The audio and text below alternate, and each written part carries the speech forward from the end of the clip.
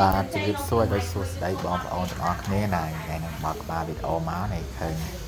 ខ្ទឹមម្ទេសអាំងបងប្អូនដែរហ្នឹងខ្ញុំមកបុកទឹកគ្រឿងត្រាបងប្អូនបាទថាឃើញនេះមានគេហៅផ្កាគេស្តៀងផ្កាថ្ងាន់ដែរបងប្អូនមិនផ្កាថ្ងាន់តែឈ្មោះទៅបាទប៉ុន្តែគេធ្វើជាជ្រក់បងប្អូនឃើញតំណវងពេកហើយនឹងឃើញបុកទឹកគ្រឿងហ្មងទៅតែម៉ែតែមកវិសាអញ្ចឹងណាអញ្ចឹងយើងក៏ធ្វើបុកទឹកគ្រឿងហ្មងទៅបាទមិញយើងបុកទៅឆ្អាបងប្អូនយើងបុកទៅឆ្អារីហើយនេះម្ទេសដែលយើងដាក់អាំងមិញបងប្អូននឹងឈ្ងុយតែម្ដងឥឡូវយើងចាប់ផ្ដើមមកបុកទៅឆ្អាហើយយើងដួសវាទុកមួយបកដប់ទៅហើយចាំមកយើងមកបុកម្ទេសខ្ទឹមយើងតាមក្រោយបាទ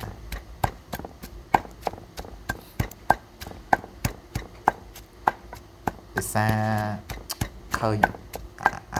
មកជូបន្លែហ្នឹងវាតំណងពេកបងប្អូនអញ្ចឹងក៏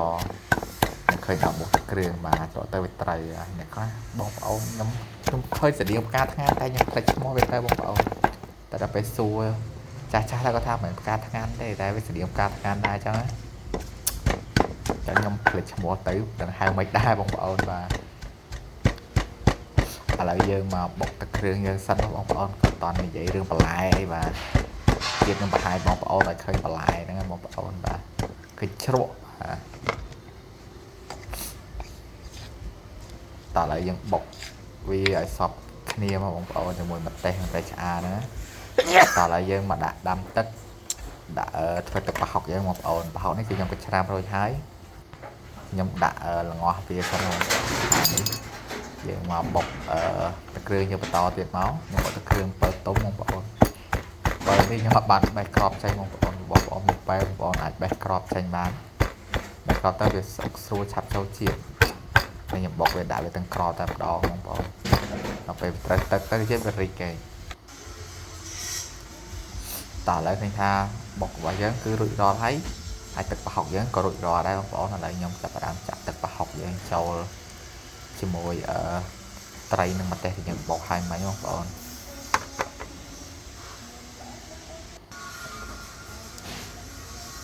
បើរៀងនៅក្តៅបងប្អូនមានពេលបងប្អូនទុកឲ្យវាត្រជាក់សិនបងប្អូនទុកឲ្យត្រជាក់សិនក៏បានទុកឲ្យត្រជាក់សិនហើយចាំដាក់លេដែរបងប្អូនខ្ញុំប្រញាប់ចាំដាក់លេវាហើយតែកវិញបងប្អូនហើយចាំថែមគ្រឿងបាទហើយខ្ញុំដាក់ស្ករកវាសពគ្រឿងមកប៊ីចេងដាក់ឲ្យយើងភ្លក់មើលផងបងប្អូនថាវារសជាតិវាយ៉ាងណាយើងកវាបើវារឹងរីកមកវាចេញជាតិជូរបានវាដឹងរសជាតិតោះឥឡូវថាតែគ្រឿងយើងគឺរួចរាល់ហើយបងប្អូនឥឡូវយើងចាំចាប់ផ្ដើមស្ងោរបន្លែយើងបាទនេះបន្លែមានអីច្រើនបងប្អូនមានតែស្អំម៉ាណូងអីសិនមានបន្លែទេណែសាល្ងាយពេក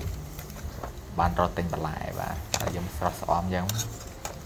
គឺវាស្រស់ស្ងោរយកតែម្ដងស្ងោរទៅស្ងោរទាំងដល់ហ្មងបាទនេះហណូងយើងបាទទុកហត់ទឹកបងប្អូន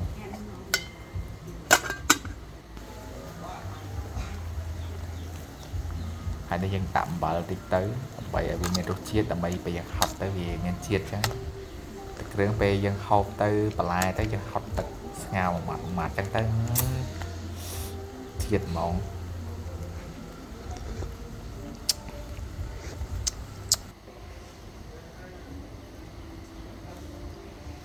ដោះហើយទឹកគ្រឿងមិញគឺខ្ញុំភ្លេចថែមត្រៃដីឥឡូវមកថែមត្រៃដីតាមក្រោយបងប្អូន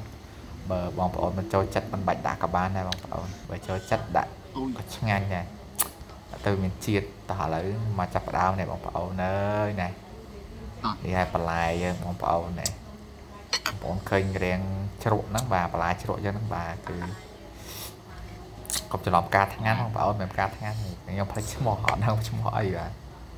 នេះបាទហើយស្ងោរយើងបាទដាក់មកហើយបងប្អូនហើយខ្ញុំធានាមករសជាតិអែមហ្មងបងប្អូនហើយមកពីធ្វើការតាមផ្លាស់កៅអៅបងប្អូនហេវឲ្យធ្វើហើយហេវដាក់សិនហ្មងទៅ